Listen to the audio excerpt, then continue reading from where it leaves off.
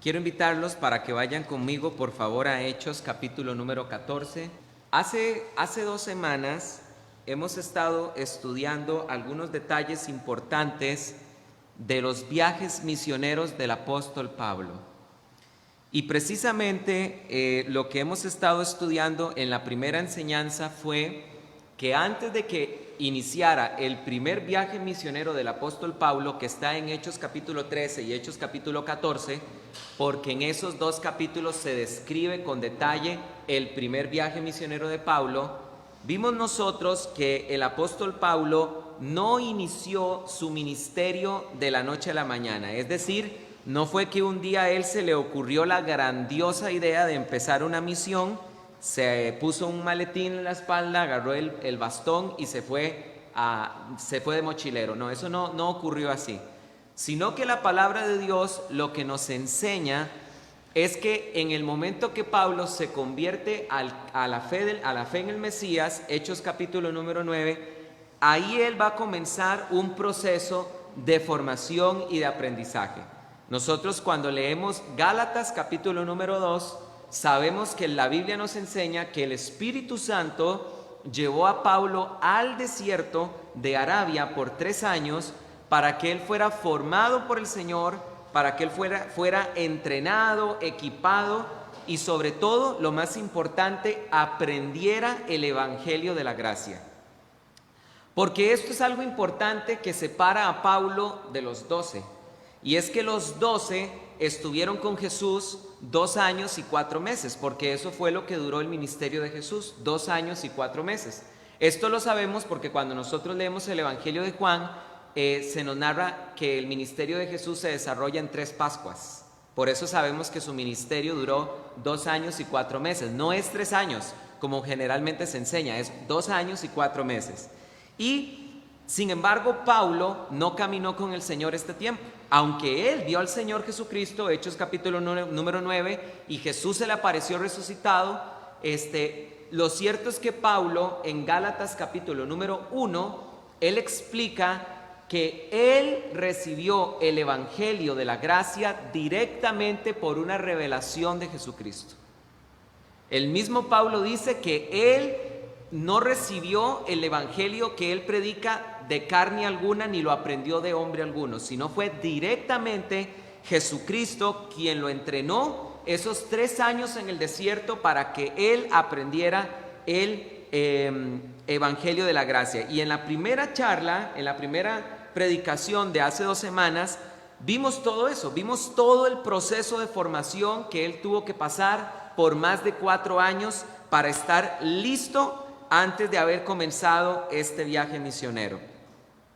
La semana pasada estuvimos hablando acerca de el inicio de su primer viaje misionero. Vimos que Pablo tenía una iglesia madre que se llamaba la iglesia de Antioquía de Siria. Esa era su iglesia. Él no era un llanero solitario, él tenía iglesia, él convivía con los hermanos de su congregación, él rendía cuentas y podemos ver que el apóstol Pablo en Hechos capítulo 13, el Espíritu Santo lo comisionó junto con el apóstol Bernabé para iniciar su primer viaje misionero. Y los que han estado trabajando con este mapa que yo les entregué, para los que lo trajeron, hemos visto que el apóstol Pablo junto con Bernabé salió de aquí, de Antioquía de Siria.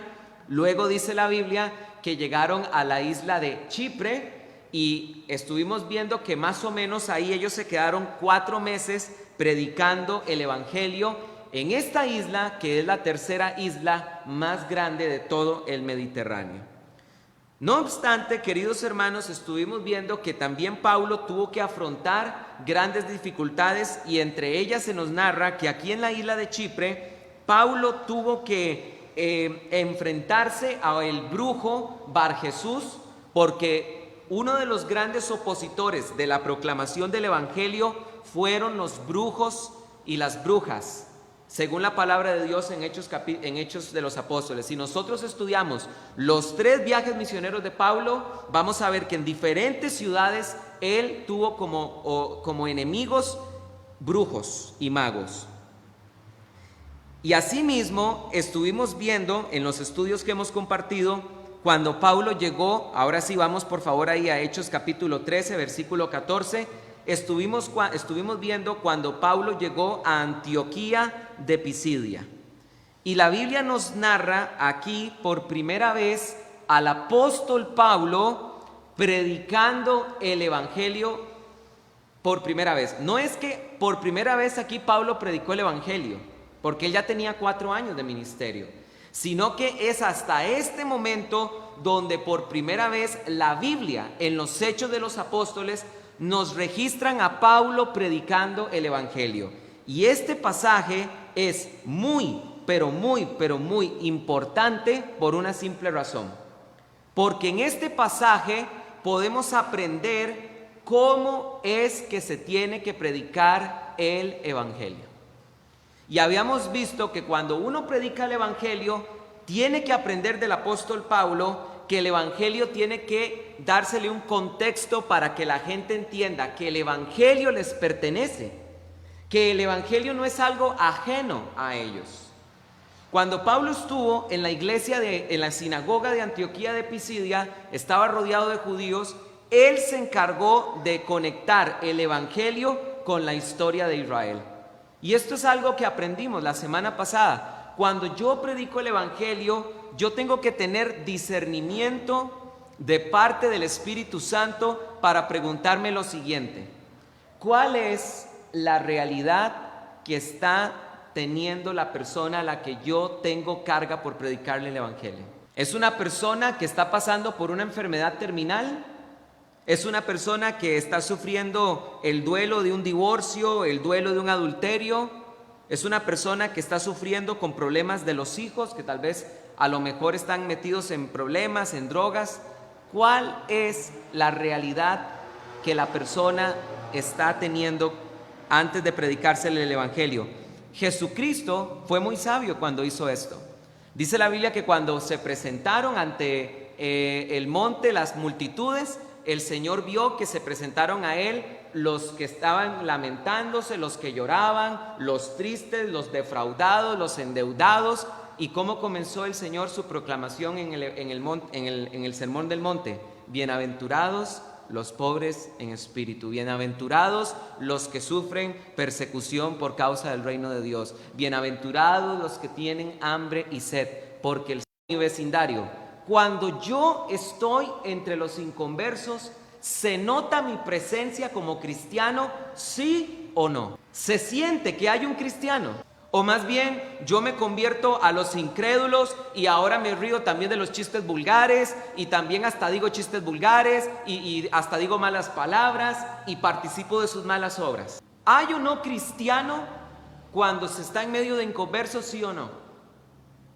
¿Hay un cristiano ahí en medio de ellos al cual los inconversos puedan reconocer que a esa persona le pueden pedir que oren? ¿Saben? ¿Ustedes no les ha pasado que cuando uno está entre inconversos y si uno realmente da un buen testimonio, cuando una persona es verdaderamente creyente y se hace sentir que es creyente, y cuando están hablando vulgaridades o chistes obscenos o murmuraciones, cuando el cristiano entra, inmediatamente se detiene la conversación, cambian de conversación? ¿O les ha pasado cuando uno está a la par de un inconverso y esta persona, pues aunque no cree en el Señor, ve que la fe de una persona es genuina y cuando dice una mala palabra, inmediatamente se vuelve al creyente y le pide perdón? ¿Les ha pasado? Cuando una persona viene y dice su palabrota, inmediatamente se vuelve y dice perdón.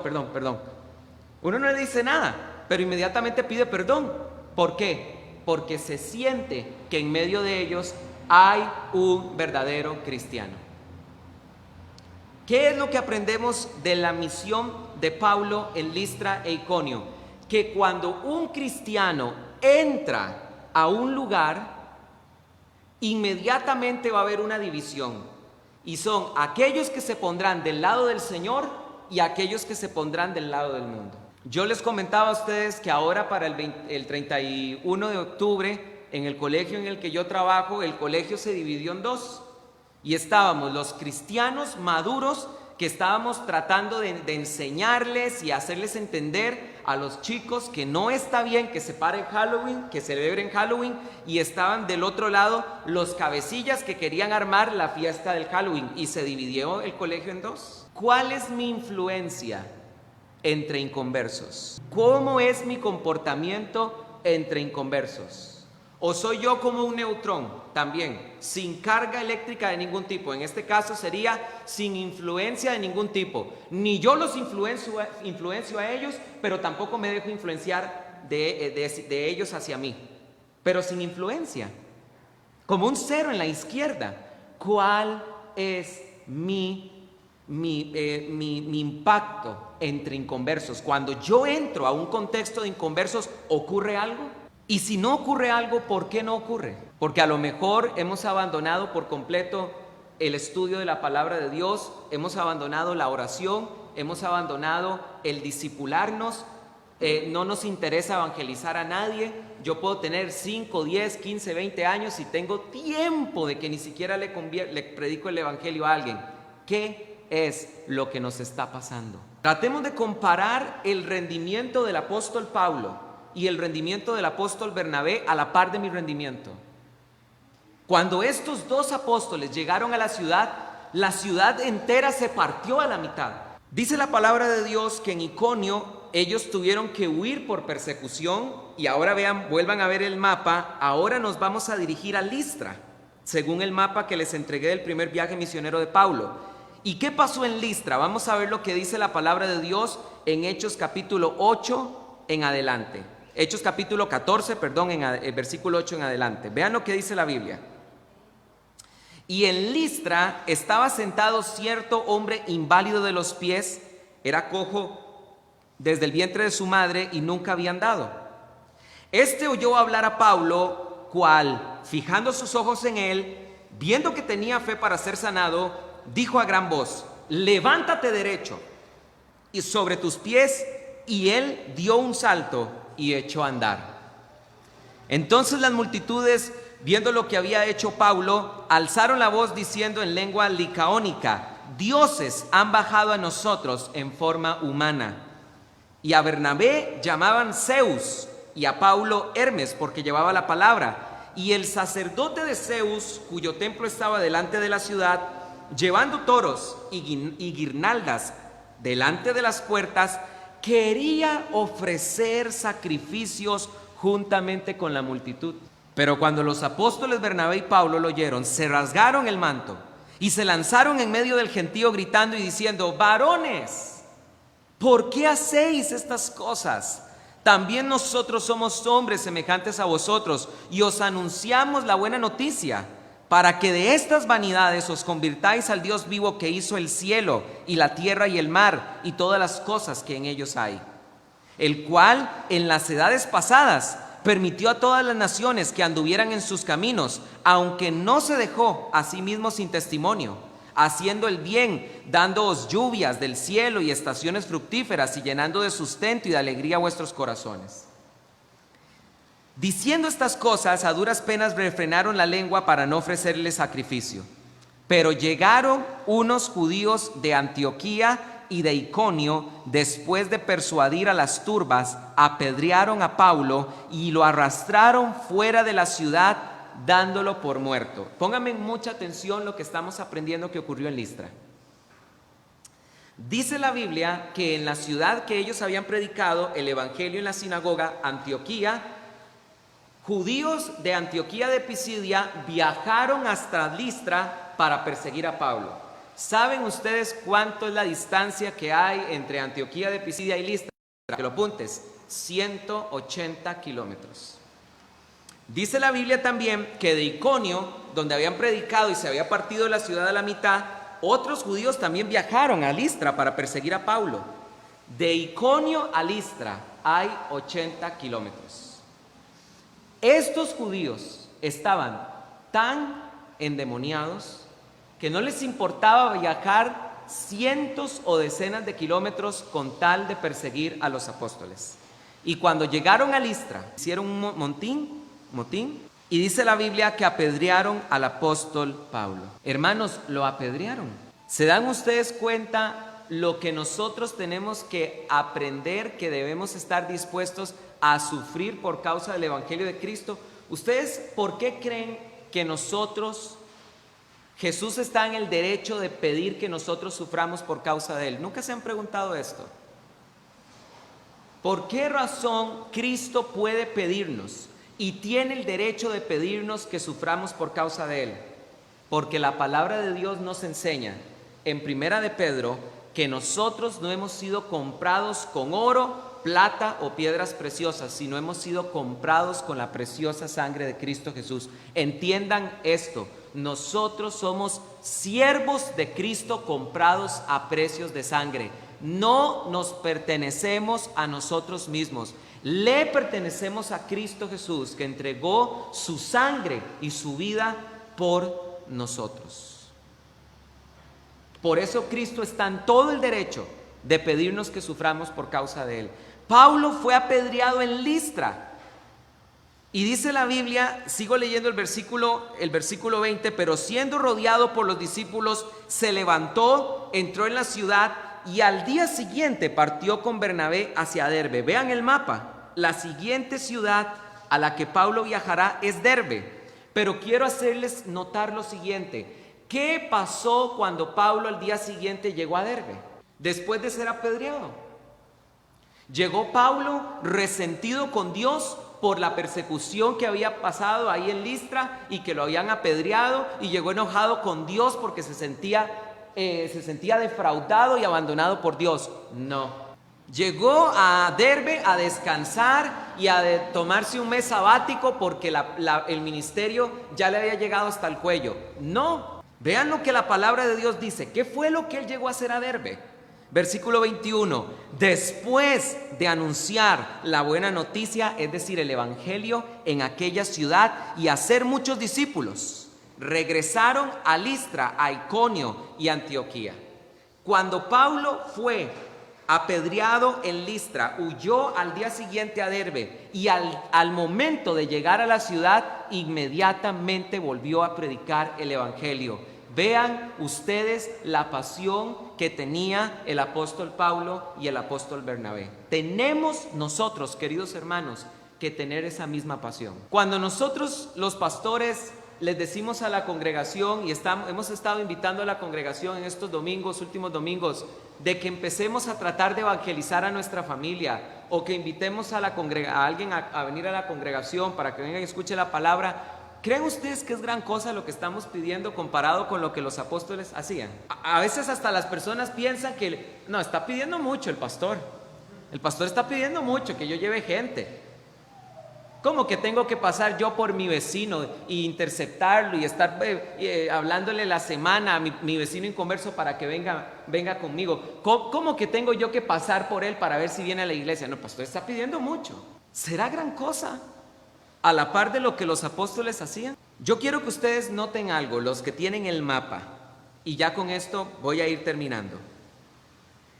Dice la Biblia que ellos se regresaron, ellos estaban en Derbe y decidieron regresar a las ciudades a las cuales habían sido perseguidos. Recuérdense que habíamos leído que en Listra habían sido perseguidos.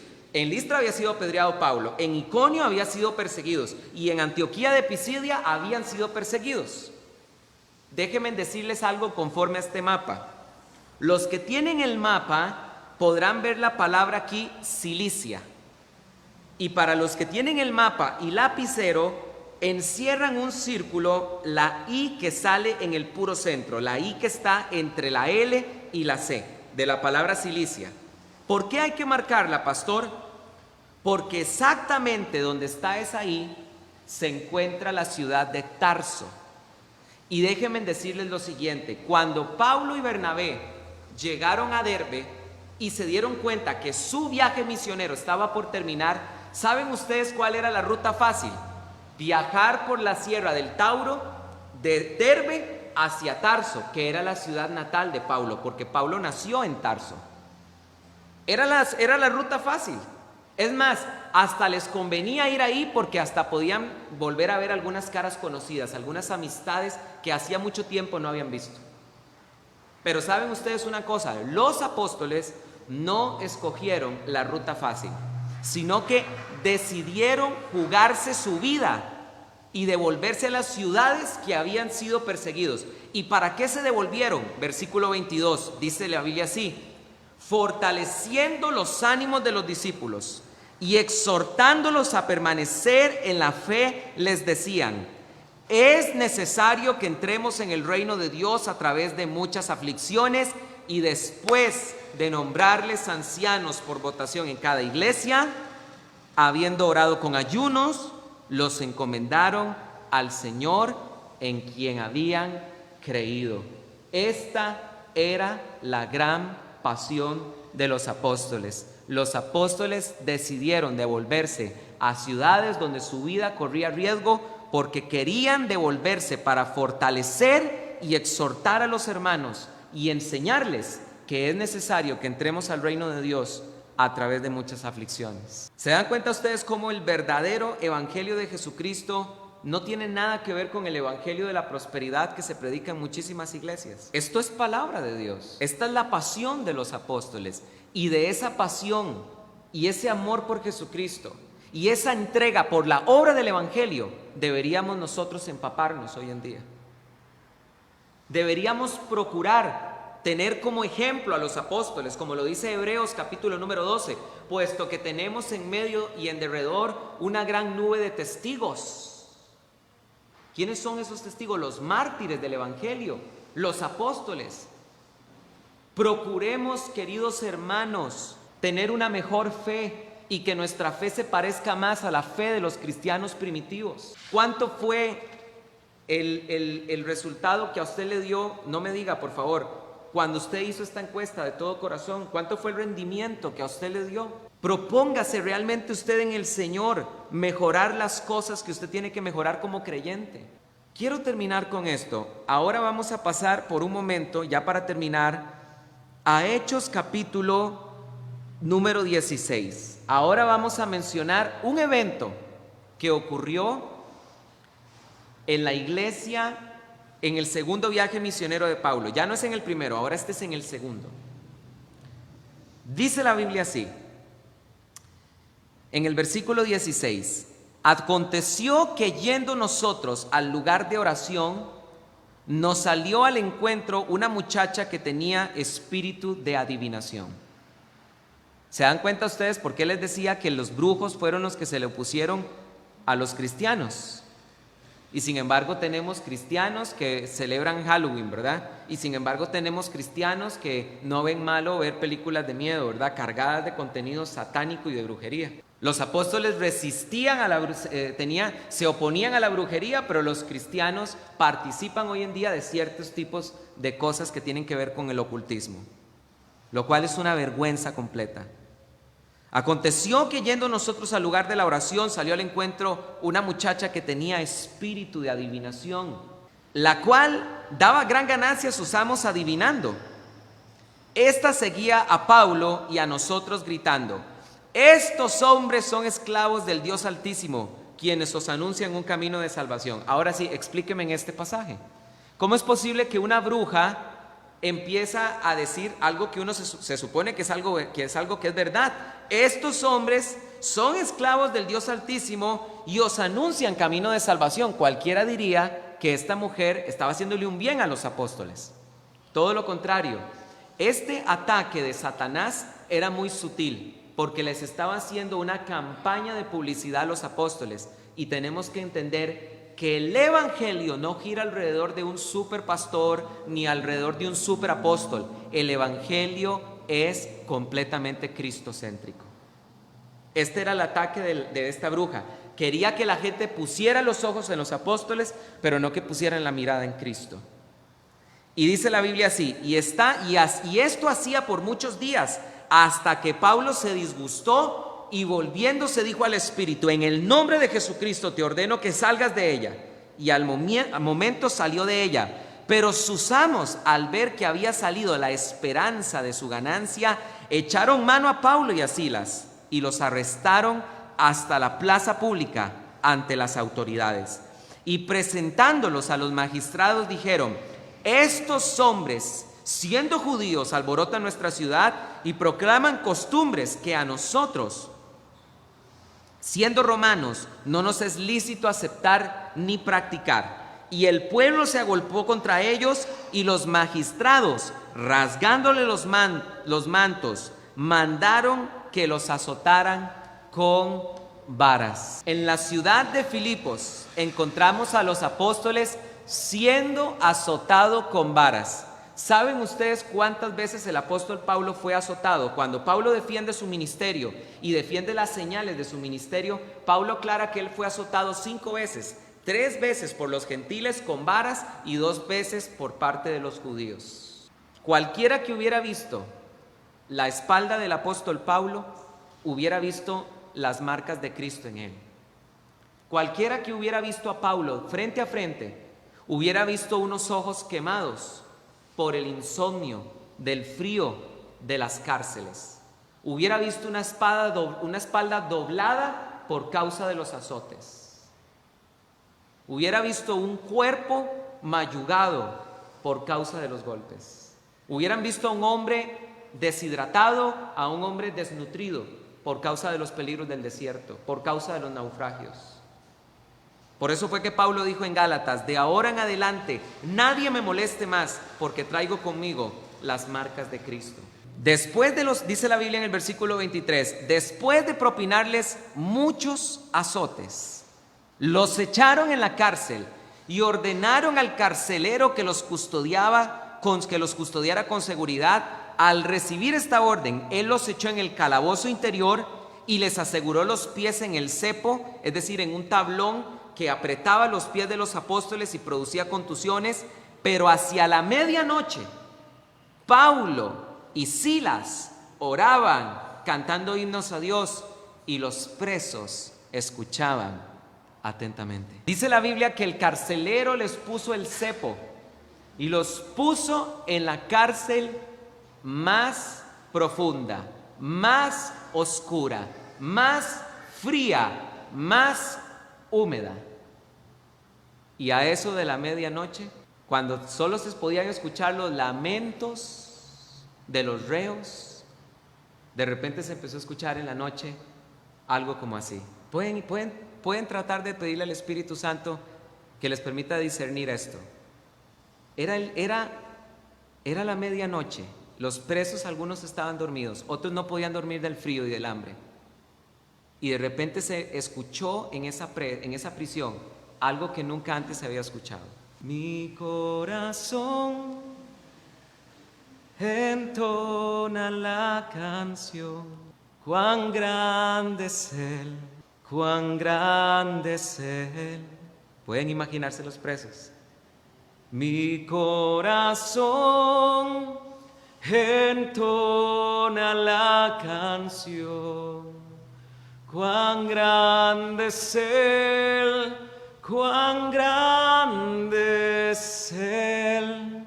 Repentinamente hubo un gran terremoto, hasta tal punto que fueron sacudidos los cimientos de la cárcel, y al instante todas las puertas fueron abiertas y las cadenas de todos fueron soltadas.